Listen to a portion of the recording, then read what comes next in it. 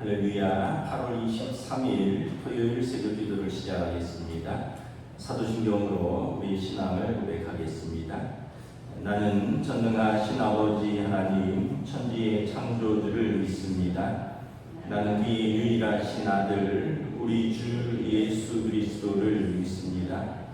그는 성령으로 잉태되어 동정녀 마리아에게서 나시고 본디오 빌라도에게 고난을 받아 십자가에 못 박혀 죽으시고 장사된 지 사흘 만에 죽은 자 가운데서 다시 살아나셨으며 하늘에 오르시어 전능하신 아버지 하나님 우편에 앉아 계시다가 거기로부터 살아있는 자와 죽은 자를 심판하러 오십니다. 나는 성령을 믿으며 거룩한 공교회와 성도의 교제와 죄를 용서받는 것과 몸의 부활과 영생을 믿습니다. 아멘. 찬송가 274장 찬양하시겠습니다. 찬송가 274장입니다.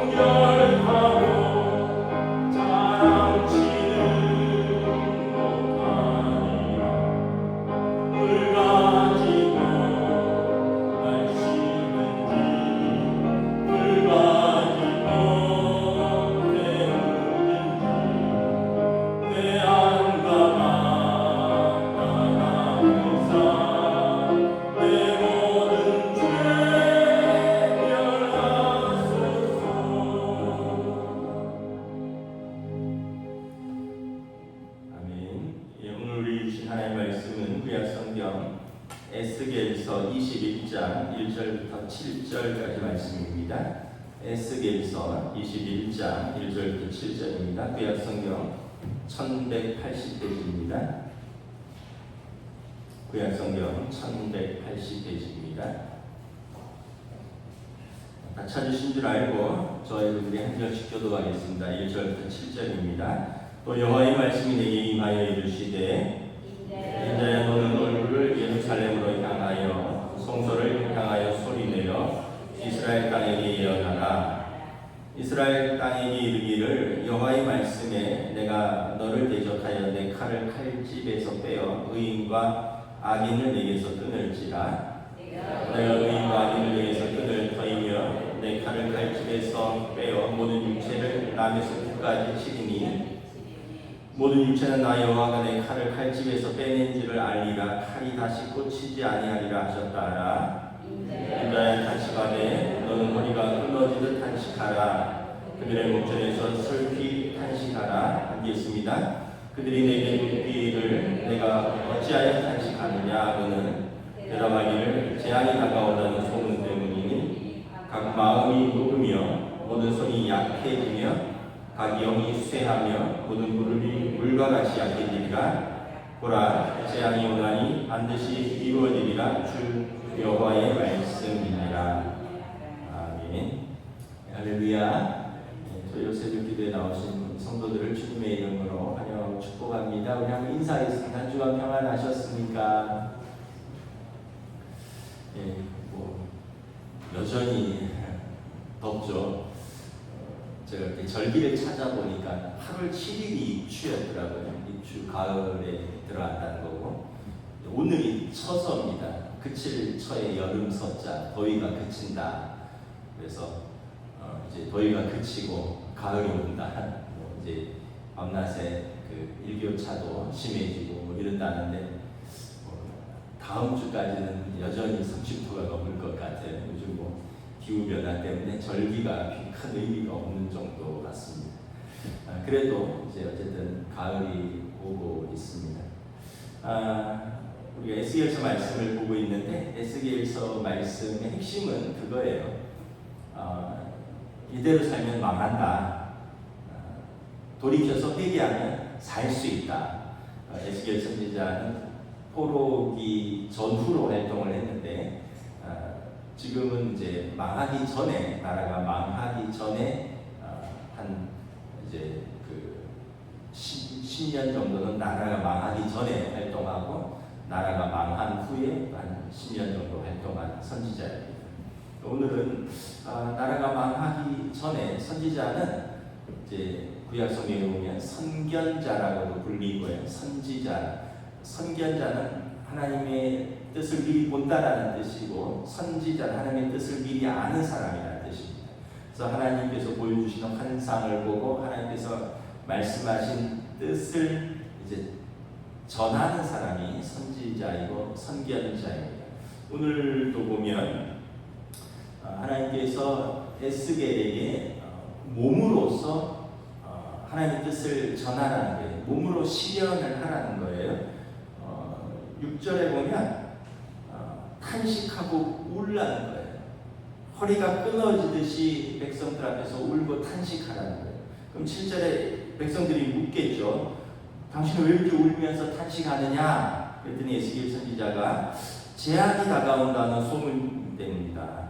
이 재앙을 생각하면, 그리고 이 재앙이 닥치면 모든 사람의 마음이 녹으며 모든 사람의 손이 부들부들 떨고 약해지고 모든 사람의 영혼이 쇠하며 모든 사람의 무릎이 물과 같이 꺾이는 그런 엄청난 재앙이 올 것이다. 하나님이 말씀하셨고 그러면 그 재앙이 반드시 올 터인데 내가 어찌 울지 아니할 수 있느냐라는 것이죠. 우리가 이제 어떤 큰 고난이 닥치면 울죠. 너무 힘들고 또 마음이 무너지니까 울고. 그런데 이제 본인에게도 그렇지만 이것이 내가 사랑하는 사람에게 큰 재앙이 닥치면 이것을 바라보는 사람이 또 얼마나 마음이 아프겠습니까?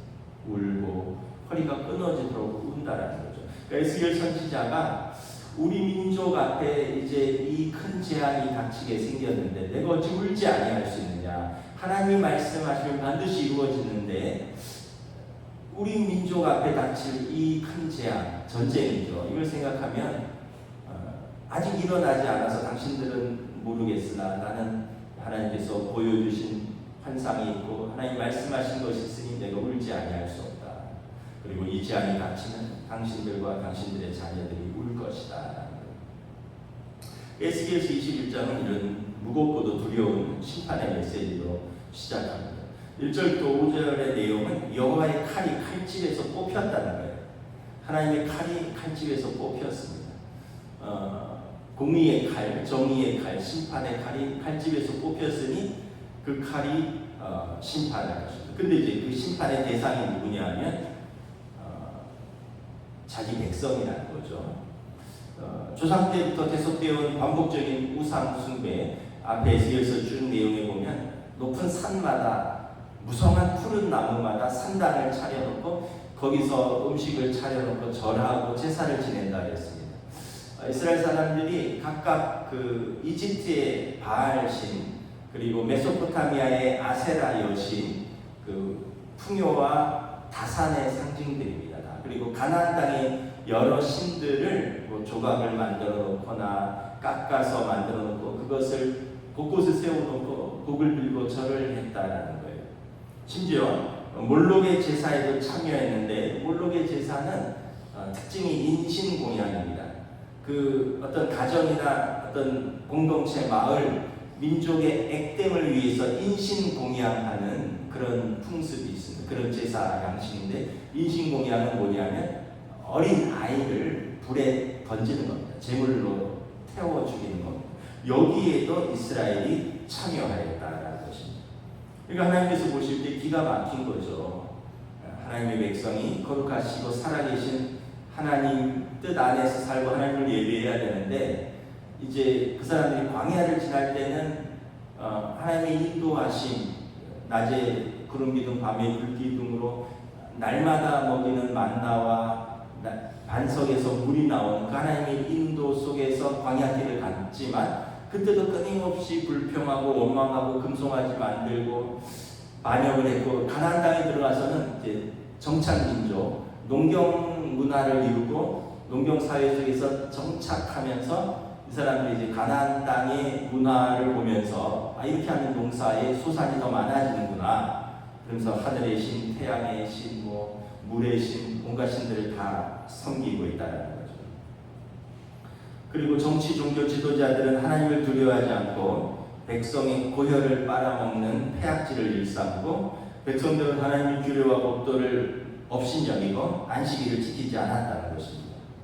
하나님이 참고 참을 만큼 참았고 이스라엘을 향하여 칼을 뽑겠다는 것입니다. 이 칼은 이스라엘을 향한 바벨론의 침공을 의미하는 것입니다. 하나님 앞에서 민족과 개인의 경건과 죄악이 심판대에 오른다는 것을 보여주는 것이죠.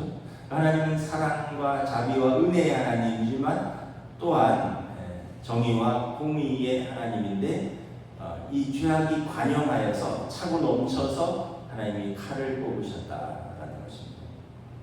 그런데 다윗 언약이 있죠. 다윗 언약은 뭐냐면, 다윗과 사무엘하 7장에서 하나님께서 다윗과 맺은 언약인데, 내가 사울 왕처럼 이제 너의 후손은 버리지 않고, 하나님께서 사람 인생 채찍과 사람 막대기로 다스려서라도 자기 백성을, 내 백성을 올바로 고쳐 세우겠다. 사울 왕은 버렸어요. 하나님께서.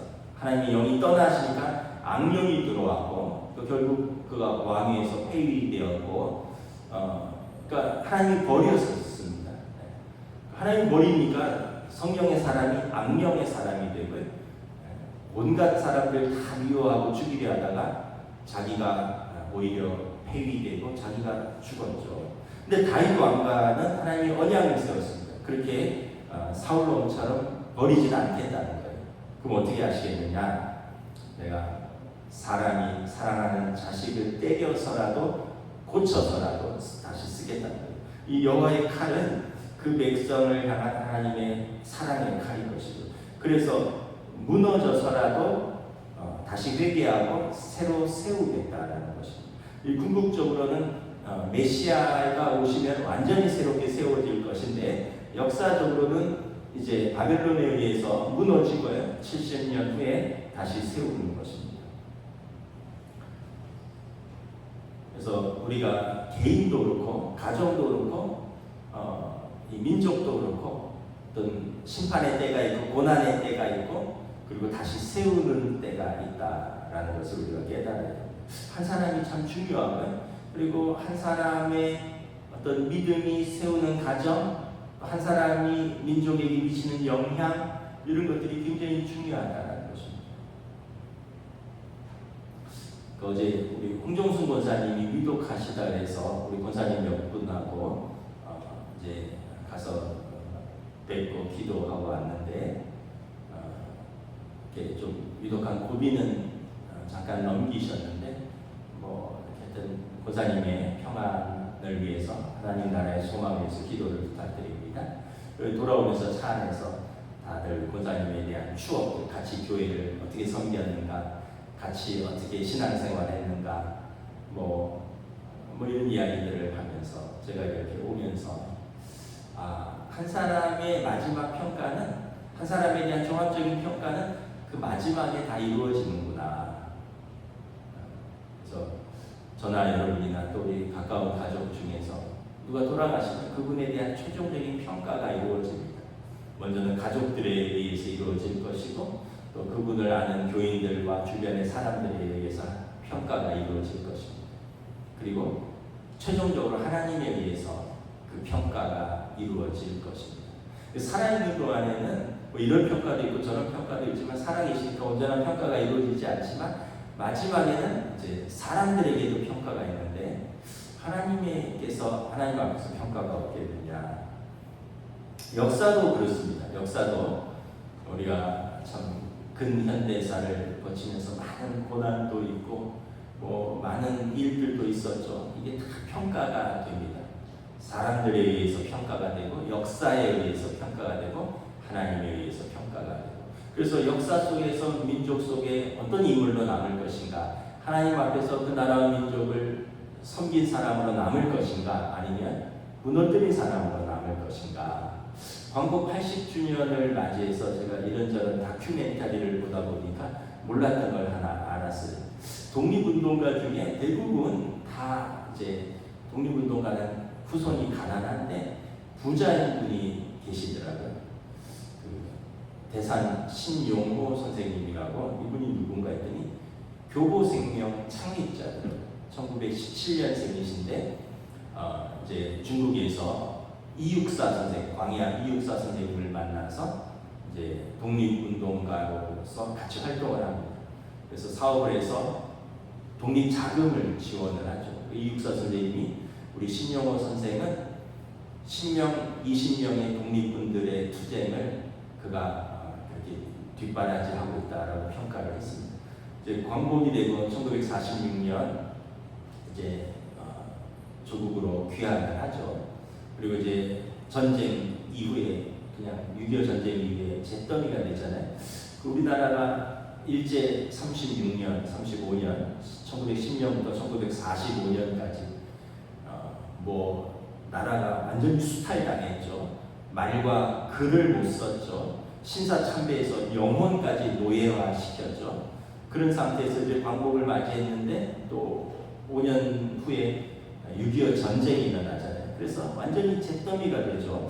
저는 잿더미라는 표현을 뉴스 같은 데 보면 우크라이나 러시아 전쟁, 또 이스라엘 가자 지구 전쟁, 이걸 보면서 저게 잿더미구나. 건물들이 폭격받아서 무너지니까 전부 그냥 회색 아스팔트 벽돌 무너진 그런 잿더미더라고요. 우리나라도 그랬겠죠. 우리 어른들은 기억하실 텐데, 그 잿더미 속에서 수백만의 사람들이 죽고 가족이 뿔뿔이 흩어졌고, 저희 큰아버지 두 분도 6.25 때 학도병으로 전사하셨습니다. 그리고 나라가 완전히 황무지가 됐는데, 이 신용호 선생님이 이제 돌아와서 무엇을 해야 될까 고민하다가 이제 인재를 양성해야겠다. 인재를 양성해야겠다. 그래갖고 이제 교육보험을 시작을 하셨다 그러더라고요.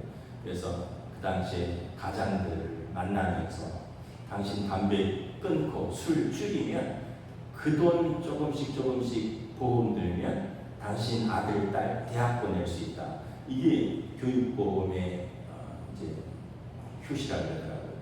그래갖고 이제 교육부 대한 그 교육부 교보 생명이 이제 창시가 되고 그분 지론이 복음으로 돈을 벌어서 교육으로 환원한다.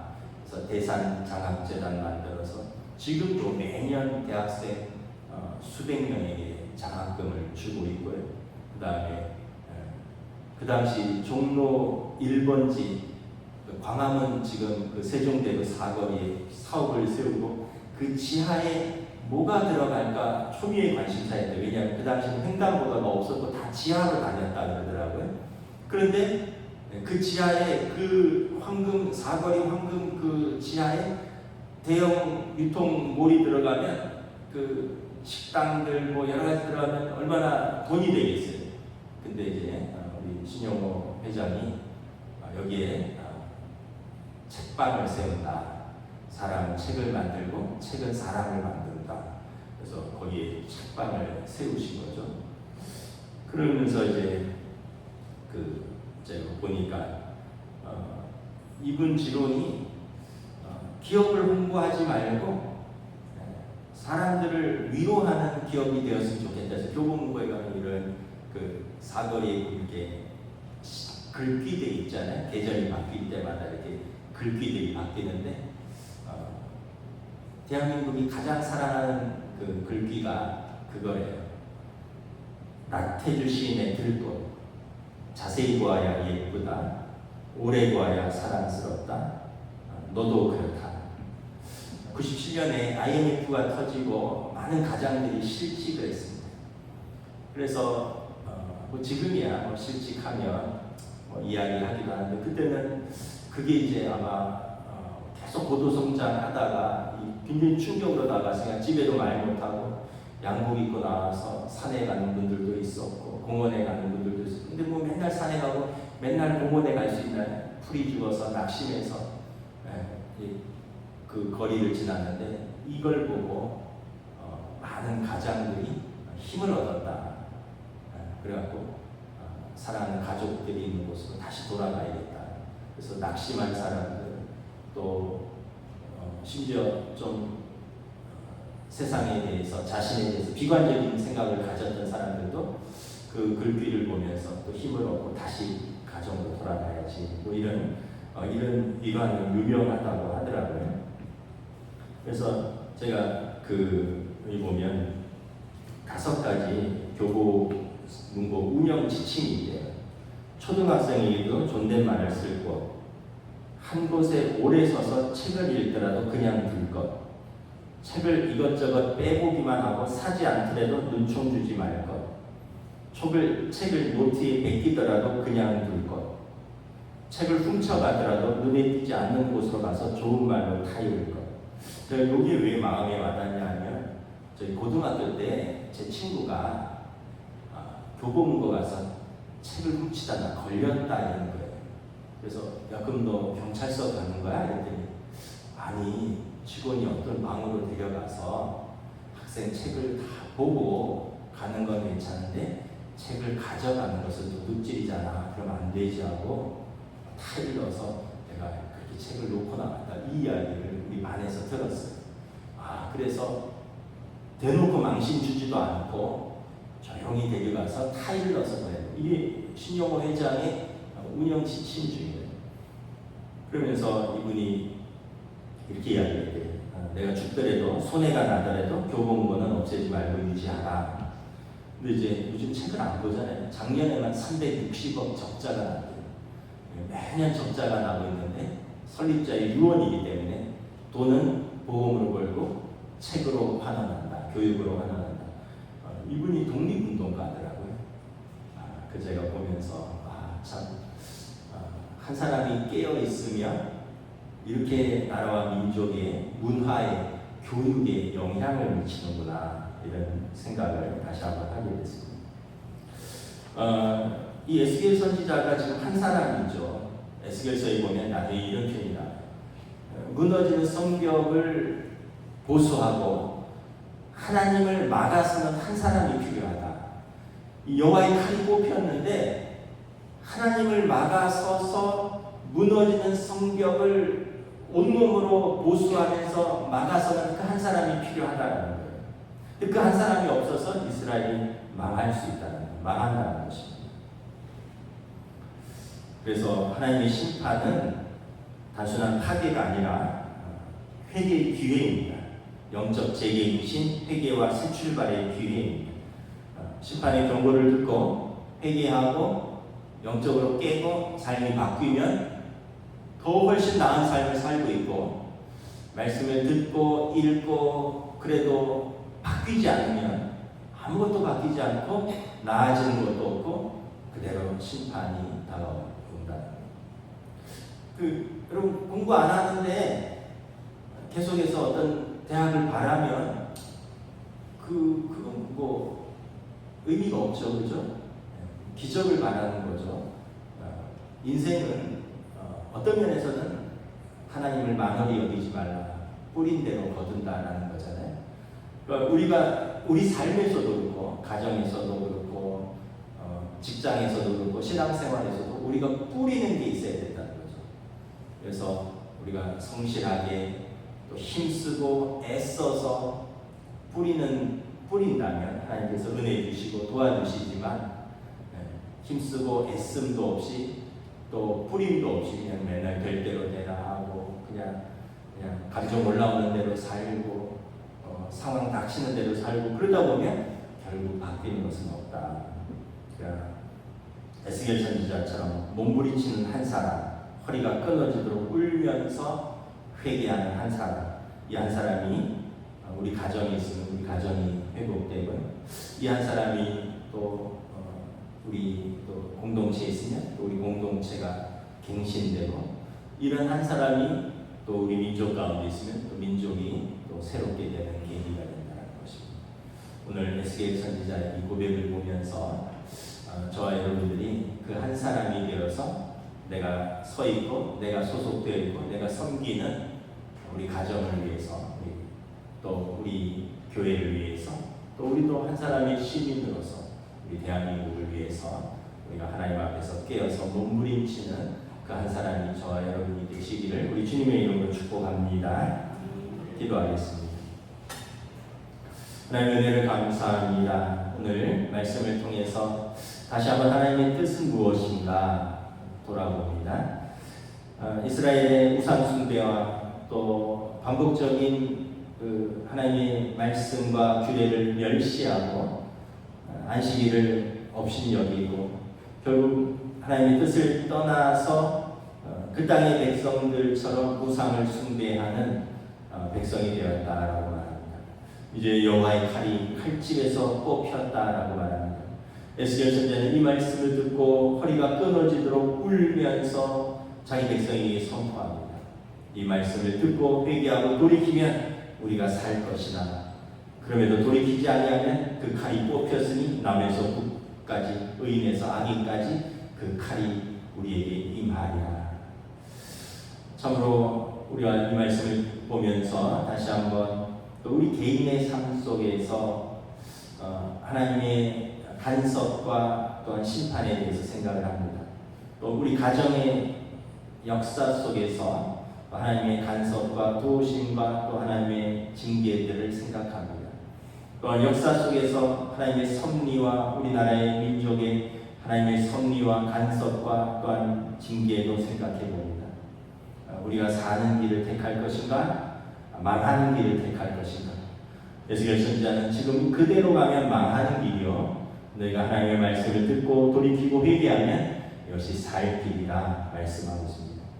또한 징계도 하나님께서 사랑하시는 자를 징계하나니 다윗의 언약을 기억하사 사람 채찍과 인생 막대기로 다스렸으라도 하나님께서 우리를 고치시고 바꾸시고 또한 매맞은 데를 싸매시고라도 우리를 예수 그리스도를 통한 회복을 약속하십니다. 그러나 징계를 받고도 변화가 없다면 그는 가장 불쌍한 사람이 될 것입니다. 오늘 우리의 삶 속에서 다시 한번 말씀 앞에 우리 자신을 돌아보며 하나님 앞에서 또 우리 공동체 앞에서 우리가 무너진 데를 보수하고 하나님의 그 진노의 칼 앞에 모세처럼 막아서는 그 한 사람이 될 수 있도록 또 또 깨어있는 우리 성도들 될 수 있도록 성령님 인도하여 주시고 긍휼을 베풀어 주시옵소서. 감사를 드리오며 우리 주 예수 그리스도 이름으로 기도드리옵나이다. 아멘. 하늘에 계신 우리 아버지, 아버지의 이름을 거룩하게 하시며 아버지의 나라가 오게 하시며 아버지의 뜻이 하늘에서와 같이 땅에서도 이루어지게 하소서. 오늘 우리 일용할 양식을 주시고 우리가 우리에게 잘못한 사람을 용서하여 준 것 같이 우리 죄를 용서하여 주시고 우리를 시험에 빠지지 않게 하시고 악에서 구하소서. 나라와 권능과 영광이 영원히 아버지의 것입니다. 아멘.